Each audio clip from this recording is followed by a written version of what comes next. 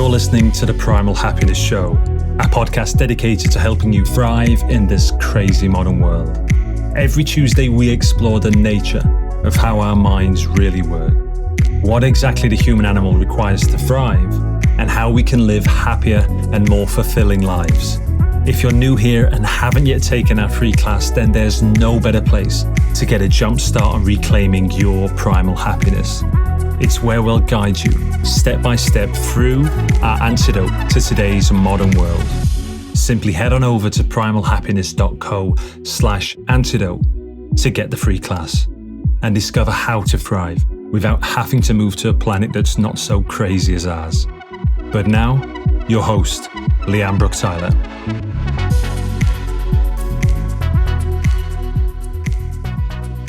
Hello, my beautiful people. A huge warm welcome back to the show.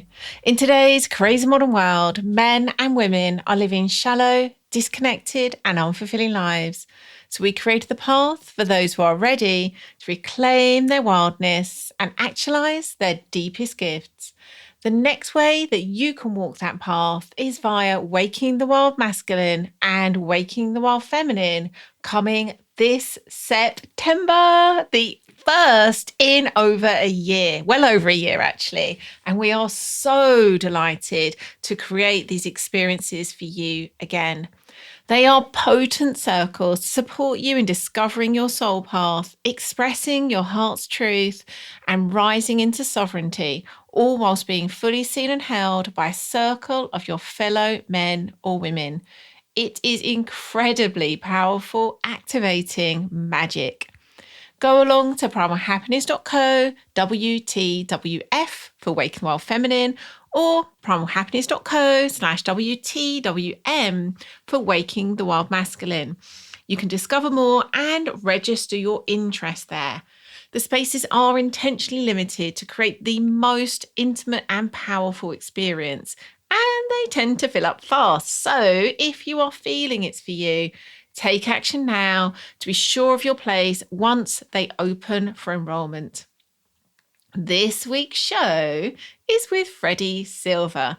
Freddy is an author, lecturer, and travel guide to ancient sites. He writes and shares the wisdom of ancient civilizations and how we can use their wisdom to help us in today's world, especially in building our own temples to support our health and well-being. In this show, we spoke about the ancient power of temples, how they're built and why they're built where they are, how we can connect with the wise healing energy of temples locally, and how you can create your own temple in your house. It can even be invisible.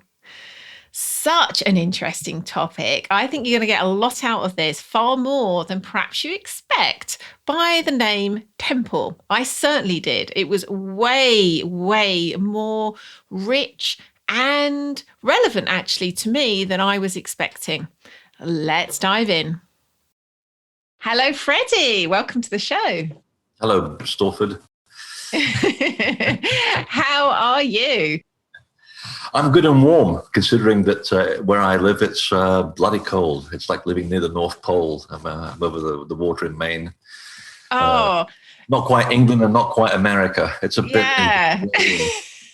Everybody's moving here from America to get away from the problem. I'm glad that you're somewhere cold. Usually I speak to someone and they're somewhere lovely and hot and I'm the one that's somewhere cold. So that feels good to me. Well, I usually go to New Zealand for the winter, so I get summer twice. Oh yeah. Let's move on from that. Yeah, I know. They're not letting me in. So they're not letting anybody in. They're very smart down there. So we have got a really juicy topic. I mean, we could have picked anything as we were talking before we started recording. Oh my goodness, so many amazing things that we could have dived into. And I'm sure we'll get into some of them, but we've decided to talk primarily about the ancient wisdom around creating temples, why people have created temples for most of human history, and then why that's relevant to people today. So start wherever you want, but I'm just, I guess, really interested to know, like, what on earth, I heard that you were a photographer earlier, what on earth got you into this? Temples? Boredom, curiosity, a very bad combination. No, I was always into this when I was very young. I was drawing pyramids when I was 3. And I mean, I was born in Portugal, so I have multiple nationalities. But I sound very English, of course. I spent half of my life there. And no, I was always very curious about the past for some reason, about the very ancient past and how we got here and how we inherited this huge heirloom of temples, especially in Britain, where we have one of the greatest collections of temples anywhere in the world. Why were they building them? And I began to sort of get more into it in my sort of personal life, my professional life. I was getting very bored of making money.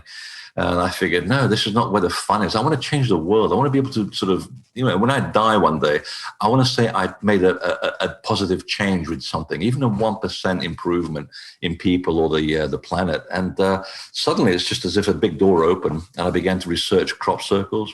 My first book was an international bestseller, who would have known? And it still is one of the best books on the subject. But I never would have put crop circles and temples together. And it's when I began to research the background of the origin of temples and why they were built and how they were built as a kind of an insurance policy. In fact, even the Egyptians talk about the temple being acting as an insurance policy. It got me really curious because I thought, if they used very big rocks to build these places, it tells me that they had the foresight to understand that one day we would be in huge trouble. And the one thing that they used the temple for was to connect with an other world. And apparently they came back much more enlightened. They were in control of their daily life. And I figured, that's exactly what we're looking for today. We're looking for some kind of tool that helps us cope with this craziness around us. But you know what? They had the same problems back then as well. So that's kind of how I got into it, to find out about a practical application of what these people were doing. But can we do this in our daily life in a way that's manageable inside an apartment or a garden or something? Because we can't go around building pyramids again. I think there'll be, what do they have in Britain right now? It's the health and safety.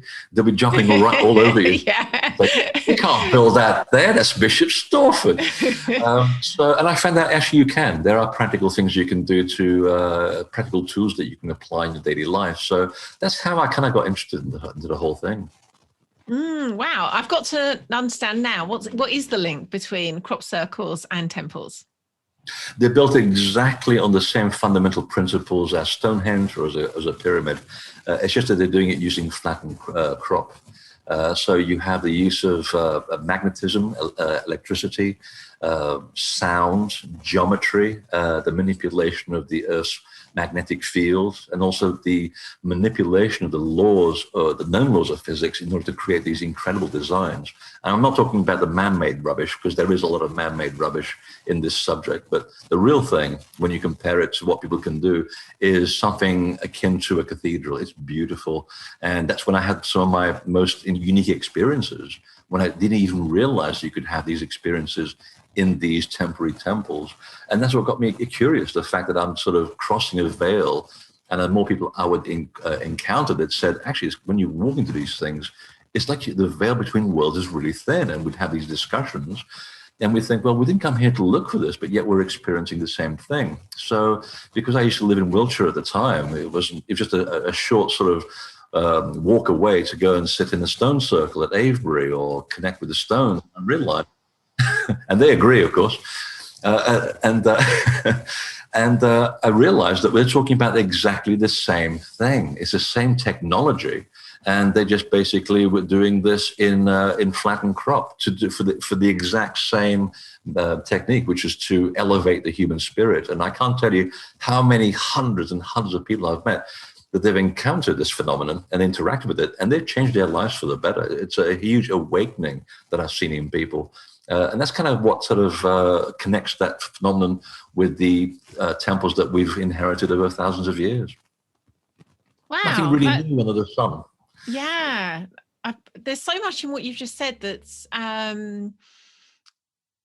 really allowed me to see something completely different about it's What you've said, in some ways, it feels like I already know this, but Exactly. It's really, I guess it's funny, actually. I only said this to someone the other day, that I think when you hear something that's true, it feels like you already knew it, and which is always a good sign. Yeah. And it is. If you follow, I've sort of written 6 books now, and they all have a thread running through them. And I don't plan this in advance. It just kind of happens by magic.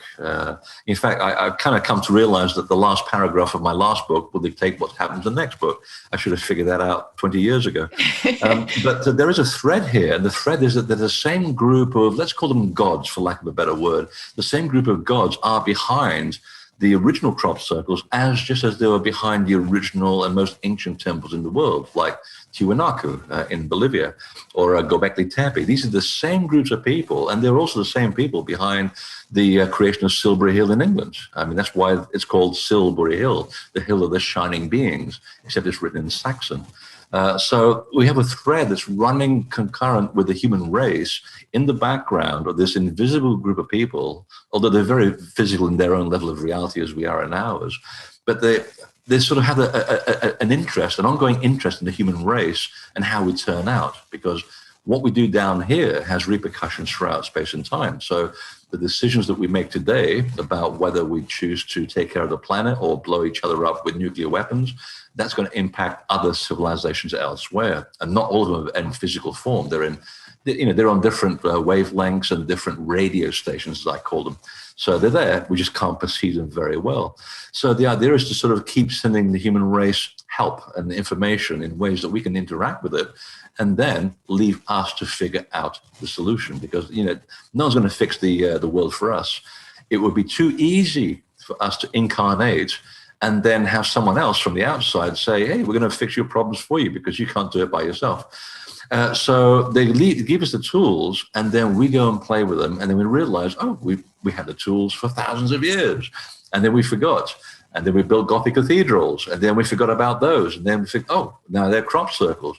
So we keep getting help again and again and again, and basically it's like having a guardian angel around you. That's what it comes down to. You have all the help you need because we ask for it, and we keep forgetting about it. So that's what is exciting about this work, is that we do have the help, we have the tools. Now we've just got to sit down and apply them in our daily life. Wow. I love this so much. So what makes a temple what it is? From what you've described, they can come in so many different forms. It isn't about the kind of material structure. There's clearly something about the energetic structure that's creating this sense of the veil's thin. What is that? Well, the Egyptians were very adamant about it, and they wrote a lot about it, if you can care to decipher the hieroglyphs on the walls. And they actually addressed the temple as a living organism. The priest used to walk around before dawn, waking up each room as though it was a kind of a sentient being who's being roused from slumber. It's a very romantic way of looking at it. And you think, what were they smoking? And then when you do a bit of physics and a bit of and get into the electromagnetism of life and how everything is based on vibration, and now we have the tools to measure temples and the vibration of temples, we come to realize that just before dawn, the energy of these temples actually goes through a certain threshold at twice the resonant frequency around its landscape. So the Earth basically is a great big ball of energy. We seem to think that this microphone is physical or this computer is physical. It's not. It's a bunch of atoms going at very fast speed, giving you the illusion that it's actually quite real and very physical. You can touch it. But when you look at under the microscope, these things are nothing but a bunch of electromagnetic pulses going around at very fast speed. And the Egyptians already understood this. So today we can go to these temples and look at them as organic beings, and we'll be absolutely right, just as the Egyptians were saying. Because you can go in with a meter at dawn and realize that all the energy around the temple gets sucked in for that wonderful place called the entrance, or the entrance, which is why it's called the entrance. And I got chills when you said that. It's fun, isn't it? It's all in the language, by the way. Like altar, what's it altering? And it's true. That's why they gave these things these names. So you are an electromagnetic being with a lot of water in here. So when you are this sort of big standing stone walking through a temple, you're being carried on this wave of invisible energy, and you get what we call in technical terms the tingly winglies. And it's true, when you get there, like at Edfu in Egypt, we go there at the crack of dawn, just as the guards are opening the site, we're the only people there. And you get this rush, just as the sun crosses the horizon, you get this rush behind you. You can feel it in your spine. And that's exactly what's going on. The temple is being flooded with this terrestrial magnetism, which is also now, as NASA's discovered, picking up a kind of a tube of energy that connects to about a sort of band of magnetism that circles the Earth, about 100 kilometers up in the atmosphere. And the two can start connecting to the sun. And the sun is connected to by other tubes to other portals. So at that moment, you're not only connected to the temple as an organic living organism, you're also connected as a being to other levels of the universe. And that's quite powerful stuff. This is why religion suddenly comes in, because, oh, we can't have that. That means that people are being self-empowered. We can't have that. But that's exactly what the temple was built to do. It was supposed to be built to get you to realize that you are already the temple. You just come to the temple, the physical temple, to remember that you've lost this connection. In fact, when the Greeks were helping to rebuild the Egyptian temples that had been destroyed by the Syrians, they actually left a little joke on one of the walls that said, "We're going to continue building temples until people discover they are the temple." So the priest would sit there, with a joint and go, "How are we doing today?" No, so-and-so, he's still not behaving well. Better build another temple to remind them what they are. And it's true, because the temples have exactly the same proportions as the human body. They are mirror images of the laws of nature. So what you're doing is you're entering into yourself, a mirror image of who you are. And when you come out, you kind of come out a bit more whole, which is where the word holy comes from. You are now whole within yourself. And at that moment, you realize, hey, I had all the answers anyway. I kind of knew this. And hopefully you leave as a much more connected person to your environment, and you lead a much more awake life. You're much more aware of your surroundings and what you can do with the power of something like intent. You can intend how your day is going to move at that moment. That's powerful. That makes you into a god, because that's what it was. A god is nothing more than an observation of a law of nature. It's not a guy with a white beard. That's not what it comes down to. A god was a living force that's inherent in nature. So if you can work with nature and work with your surroundings and become aware of who you are and your connection to things, you become as a god. Now, that's pretty powerful stuff. Yeah, no wonder religion hated it. That's why I love going to these places. It's like a drug. It's like, yes, I need that. If I'm away from a temple for more than like 3 weeks, I start getting very jittery. So until I finally realized you can actually build this stuff for yourself anyway in your own house. Or you can just be a temple, as the Indians talk about in Kriya Yoga. They said, no, you don't need a temple. You don't need to build anything. You are a temple. And you go through this 6-month process of discovering how to work your energy system. And apparently, from what I understand, I mean, I don't have 6 months to give away of my free time, but from what I understand, the practitioners of Kriya undergo this incredible inner process where they can survive on vegetables and air for months. All they have is the energy body around them, and they understand how to manipulate it, and they can travel to all kinds of strange places. And that's pretty cool. Wow. So one quick question about actual temples, and then I'd love to get into this idea of creating them here in our houses, modern life. You're talking about this particularly powerful point at dawn. Are temples still have power other times of the day? It's just that's when it's kind of really at its peak. It's a bit like human beings. You start off in the morning, you get a nice big jug of coffee, and as the day goes by, you still have energy. You're still breathing, you're still walking, but the energy dissipates. No, it does. It dissipates. There was a study that was done at Avery and also at Stonehenge. I think it was back in the 90s. The gentleman's now died, but he planted the electrodes all around the area around Avery just to figure out what the hell was going on. So using computer data and getting feedback from all the electrodes around the landscape, they've worked out that, yeah, just before dawn, the local, the Avery Stone Avenue channels this huge amount of energy that's in the landscape. It sucks it right in, and it sends it into the ditch around Avery, most of which is filled in now. It's much deeper than it used to be. And the energy goes around the perimeter of Avery like a big conductor, like CERN in Switzerland.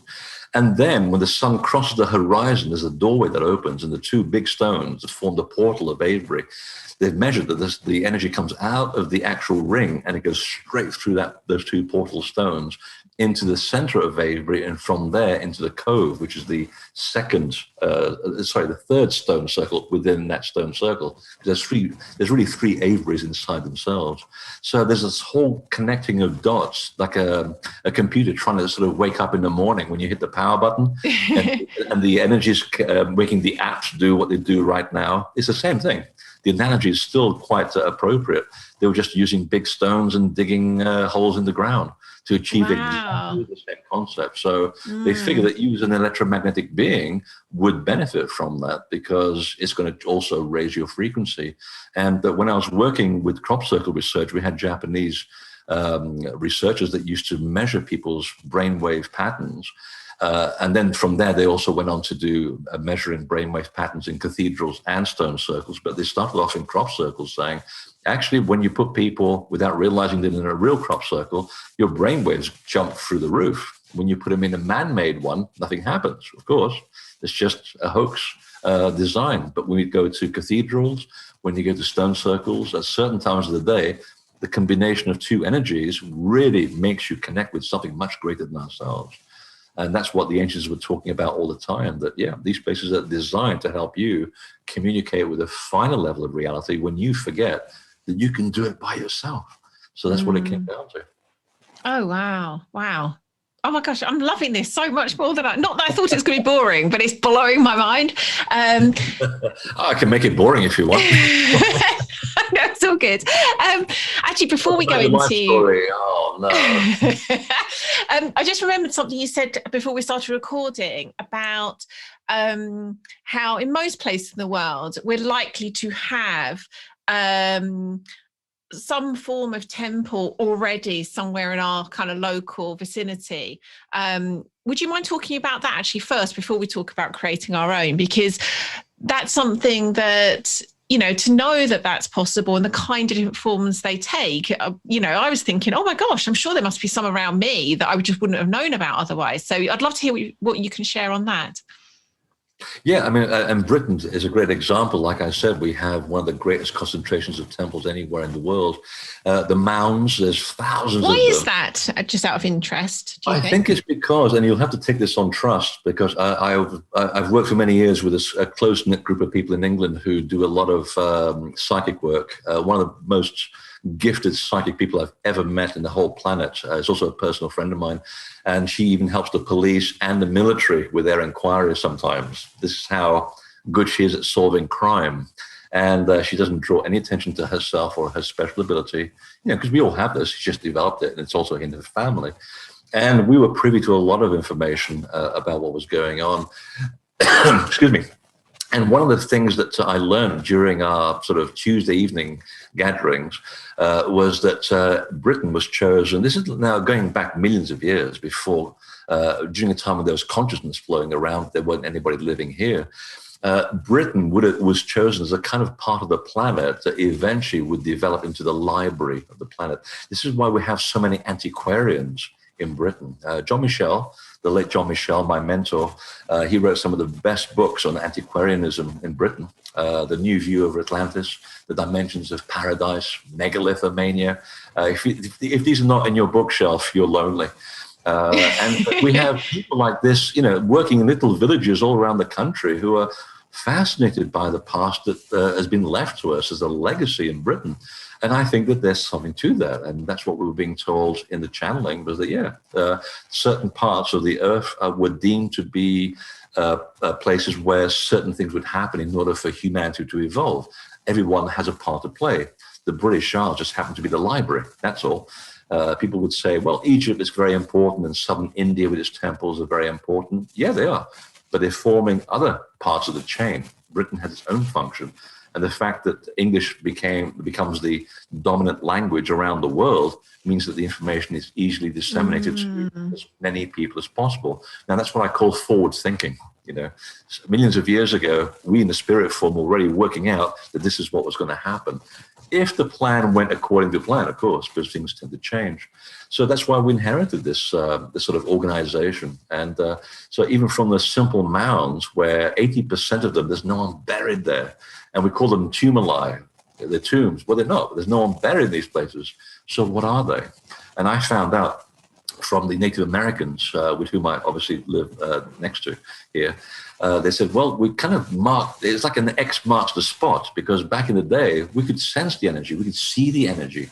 We didn't have to build anything. We know where it is. So if we're feeling out of sorts, we go and, oh, there's a bit over there. I can see that. And you go and stand on this hot spot, and you just go away with the fairies, and you come back and you think, oh, I feel much better now. You know, animals do the same thing.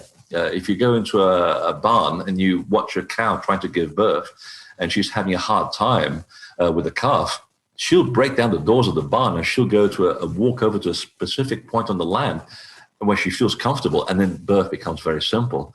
And you go there and measure the energy of where she's been, and there's like what we call a blind spring, a spot of electromagnetic energy that naturally upwells from the earth, and that's what she was looking for. So even the simple mounds in Britain, in Cambridgeshire, they're still there. If you go and sit on one of these, it's a good way to get that sort of fix. When you're feeling disconnected, you go back into a place where the veil is much thinner. You sit there for an hour and just be away with the fairies. Don't think of anything. Just sit there, wander, and you'll feel so much better when you go home.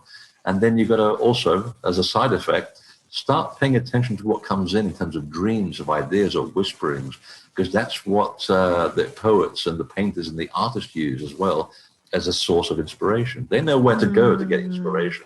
You can't sit here at the desk and look at a piece of paper and hope that greatness is going to pour out of you, unless you're incredibly good at what you're doing, in which case it pours out of you no matter where you are. But some people just need that special hotspot in order to become much closer to a source of information. Stonehenge is, of course, a brilliant example. It's a very overt example. And of course, the Gothic cathedrals were built on the original hotspots of energy, so that when you sit at the transept and the nave, X literally marks the spot. And that's why you've got a big cone thing above it called a spire, which is a corruption of the word spiral, because there is a spiral of energy that upwells at that moment in the cathedral, and it's going up like this, which is why the witch's hat was shaped the way it was, with a little cone. It was telling you that this person was connected to this spiraling force of energy, which enabled her to conduct herself as a shaman, because that's what witches really were. They were shaman. So you see how all this is connected, when we had this incredible heritage just sitting right next to us in the British Isles. Yeah. Oh my goodness. That is incredible. I think I've had more chills going up and down my arms and legs during this conversation than I've had in a long time. It's incredible. So how might I find places like that around me locally? Oh, there's a wonderful website called megalithic.co.uk. I think it's still going.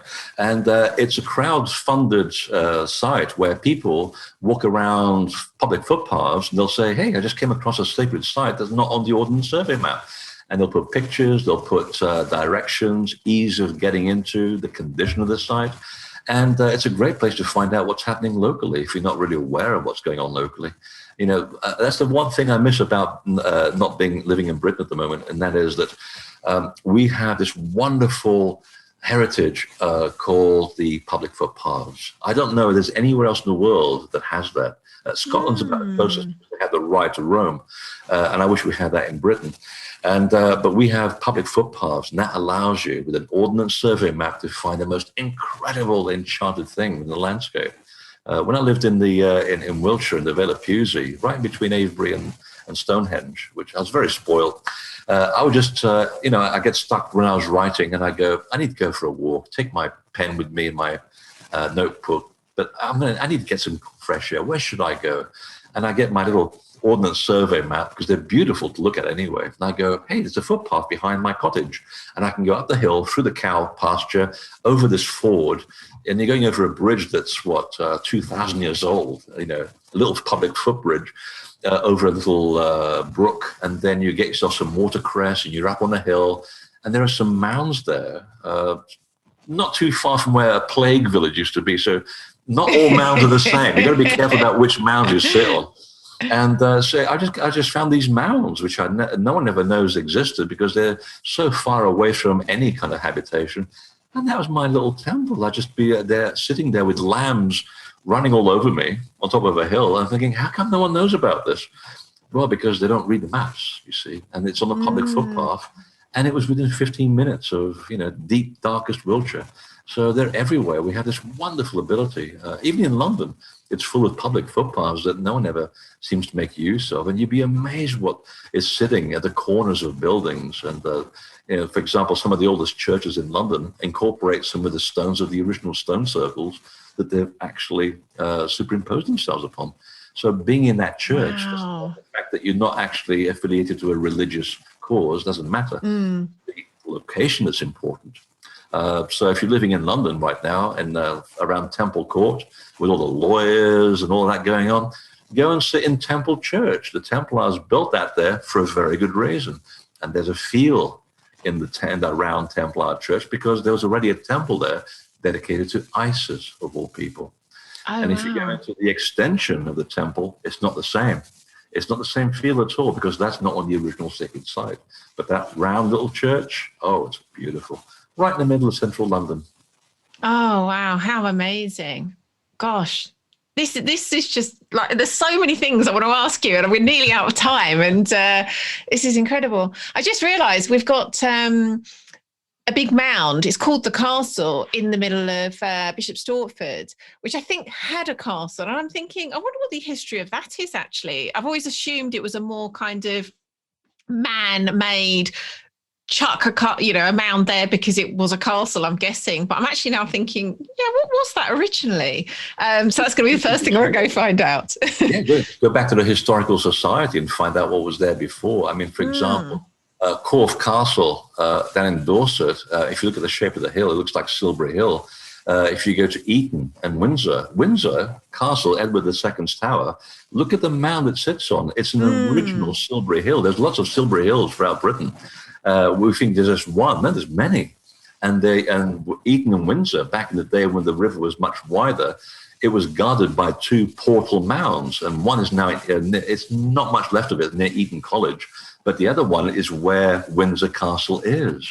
And it formed a portal to the west of Britain. So we have this magical landscape, which has been taken over by, obviously royalty and then politics and religion. But underneath them is what's really important. It's what strings this whole country together. So it's incredible what we have, right beside us, and we take it all for granted. So, and again, saying this now that I'm living out of the country, it's like, you kind of take it for granted when you don't have it.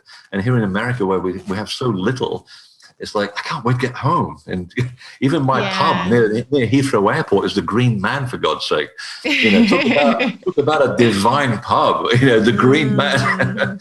So I stay at a terrible hotel just to go to the Green Man and have a pint after I get off a plane. How cool is that?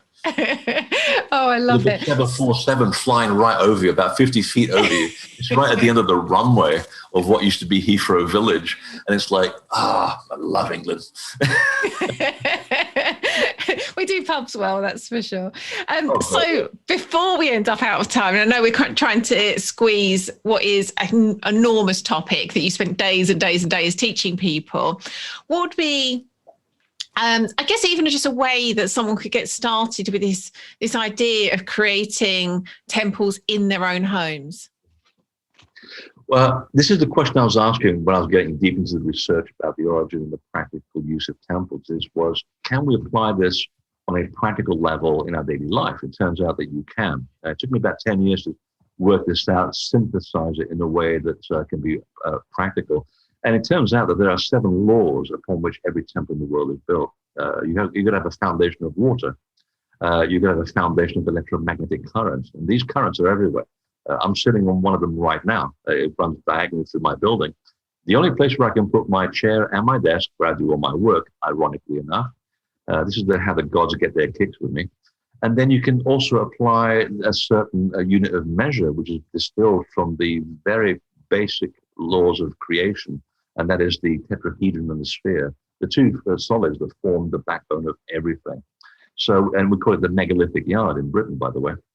So After that, it's about using the correct geometry in which to put certain stones or crystals in a specific configuration in any environment. And when you put these things together, they start creating a portal, because essentially what a temple is, it's a physical manifestation of an invisible current, which allows you to cross a threshold into another level of reality. So I'm actually teaching a workshop on this in 2 weeks, how to build your own temple in your own living room. Right now, if you can look around me, I am sitting in a massive pentagonal temple on an energy line with the water running through my building. I'm literally sitting inside a pyramid, for lack of a better word, but you can't see it. But I guarantee you, anybody that comes into my building and comes here for dinner or anything, they'll go to the exact center of that energy without realizing it. They could be sitting anywhere. There's lots of places to sit, but they'll be drawn to that one location because I've hardwired the same principles into this room so I can get my work done for my own benefit. That people like being here because they feel there's something different. So I basically have been teaching this around the world, but for people who can't make the workshops or can't afford the workshops, sales time, I hardwired information into a DVD called Temple Making. So it's available on my website, it's available on Gaia, and that was my gift to the world, to tell people you can build a pyramid or a Stonehenge in your living room or your garden or around your entire building, or if you're really daring, around an entire town. And I know people who've done this, and watch the level of healing in the town go up incrementally, bit by bit. These things they're very dangerous because you're working with living organisms. They're not just rocks and crystals and geometry. They're living organisms when you work these things together. And the glue that sets these things together and puts them into motion is the power of focused intent, which we can now measure. There are all kinds of wonderful things that show the inclusion of human intent to alter the drumbeat of a computer. That's one of the most famous experiments that was done in the 80s. A group of people like you and me sitting in the laboratory, looking at the computer, putting that power of intent into the machine, saying, I'm going to alter the beat, and suddenly, boom, boom, it's been done. So when you become a functioning portion of all of these things called measure and electromagnetism and sacred geometry, and you put them together in a certain environment, you can create your own portal of possibility. It's pretty dangerous stuff because it makes you into a god, potentially. It makes you the person who control the laws of nature. And that's what the temples were originally all about. It's about letting you discover your own godliness, your own self, the fact that you're a very dangerous person, really, when you think about it. You have the power to do anything. We just get told that we can't do it. But the reason why you build your own portal is to remind you that you are a god. You're also a bright star. You are so connected to everything. And the more connected you are, the more tools you have in your daily life to make sure that you live your life aware, not like the sheeple walking around, asleep all day long. You are aware of where you're going. You are in control of your destiny. That's pretty empowering stuff. So that's essentially what I did. I distilled the power of every single temple into a DVD. Wow. And it's kind of funny when we do this practically as a workshop on site. I actually watch people, and at the end of the day, we're building a simple stone circle with certain geometries. And I just said, right, now, here's a final thing that really kicks the whole thing into motion and really wakes it up. And I actually watch people getting pushed over by the energy that it comes out of it. People actually fall over. And people, where did that come from? And said, you just opened this big portal using the power of your intent and a few crystals. And some of them just kind of fell over. It's like, yep, it's open. Wow. It's awful stuff. And it's dangerous, but it's also very creative. You've got to work with integrity in order to get the right result. So we're looking for the tools for self-development and enlightenment. They've been around us for 10,000 years. Just got to go out and play with them. Oh my goodness. This has been such an eye-opener. I really was not expecting to enjoy this as much as I have. It's been absolutely amazing. Where can people go find out about you and your incredible work? Oh my God, they'll be there for weeks. But since you're not going anywhere right now, you might as well got the time. Yeah, and it's all free. Invisibletemple.com is my website. And there are lots of articles, there's lots of books, DVDs, links to all kinds of things. You'll be there for a few days for sure. And wonderful. Yeah. Oh, that is absolutely brilliant. Thank you so much, Freddie. This has just been Very timely in a way that I wasn't expecting for me personally. And I know my listeners are going to absolutely love this. So thank you so much. Oh, good. What an interesting episode. I found out so much there. I really did. Here are my top takeaways. Temples are gifts from other beings and are portals to higher frequencies of energy. The change in energy in temples, especially at dawn, can actually be measured, and the veil is thin there. We can more readily receive healing, inspiration, and wisdom. Look for temples and natural energy spirals in your local environment. Go connect with these powerful portals that are there for you. If you'd like to get the notes and links for everything we spoke about this week, hop on over to the show notes, and they're at primalhappiness.co/episode 319. And if you are feeling the call to Wake the Wild Feminine or Wake the Wild Masculine, then go along to primalhappiness.co/WTWF or primalhappiness.co/WTWM to register your interest. As I said earlier, the spaces are intentionally limited to create the most intimate and powerful experience, and they do tend to fill up fast. So if you are feeling it's for you, go and take action now so that as soon as we open for enrollment, you can claim your space. If you don't want to miss out on next week's episode, head on over to Apple Podcasts, iTunes, Stitcher, or your Android or iOS app of choice and hit that subscribe button. That way you'll get each episode delivered straight to your device as soon as it's released. Thank you so much for listening. You've been wonderful. Catch you again next Tuesday.